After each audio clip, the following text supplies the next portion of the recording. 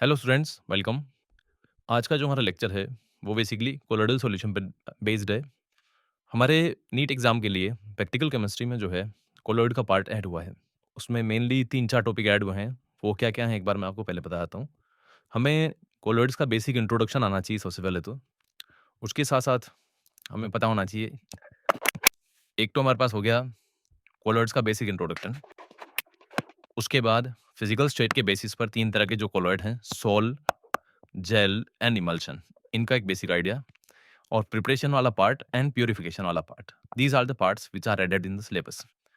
तो जैसे कि हम सब जानते हैं कि मिल्क हो गया, स्मोक हो गया या पेंट हो गया, ये अपीयर तो यूनिफॉर्म होते हैं but they are not true solutions like salt in water. जहाँ पे सॉल्ट जो है वो पानी में डिजोल्व होकर एक होमोजीनियस मिक्सचर बनाता है, वहीं पे मिल्क हो गया, स्मोक हो गया या पेंट हो गया, दीज आर कोलोइडल सॉल्यूशंस।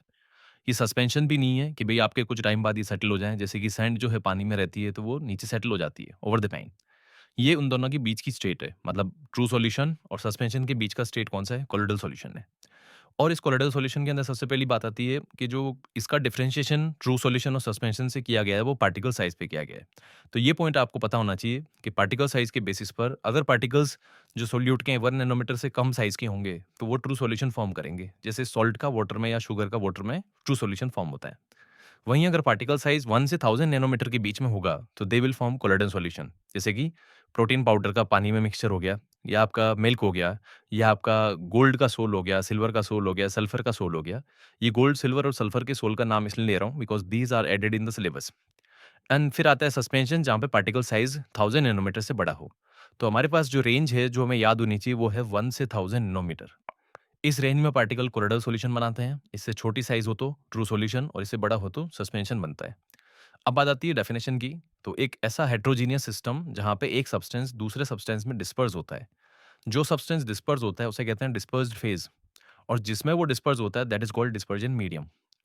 जैसे कि गोल्ड सोल में बात करें तो गोल्ड पार्टिकल्स तो डिस्पर्स्ड फेज है और वाटर वहाँ पे डिस्पर्जन मीडियम है। मिल्क की बात करें तो मिल्क के एग्जाम्पल में जो फैट होता है, फैट मिल्क क्या है? फैट का प्रोटीन का सोर्स है। तो फैट यहाँ पे डिस्पर्स्ड फेज है और वाटर यहाँ पे डिस्पर्जन मीडियम है। ये एग्जांपल हम वो ले रहे हैं जो डेली लाइफ में हम लोग देखते हैं, हमारे साथ यूज़ हो रहा है ये चीज़। नेक्स्ट आता है, कोलोइडल सॉल्यूशंस को हम 4 तरीके से यहाँ पे क्लासिफाई कर सकते हैं। फिजिकल स्टेट के बेसिस पर 8 तरह के कोलोइडल सॉल्यूशंस होते हैं। कितने? 8। अब 8 में से 3 ही हमारे काम के हैं, वो मैं आगे आपको बता दूँगा। उसके बाद बात करें इंटरेक्शन का, जो सोल्यूट और सॉल्वेंट यानी जिसको यहाँ पे डिस्पर्स्ड फेज और डिस्पर्जन मीडियम कहते हैं, इनके बीच में इंटरेक्शन के बेसिस पर 2 तरह के कोलोइड्स होते हैं, लायोफिलिक एंड लायोफोबिक।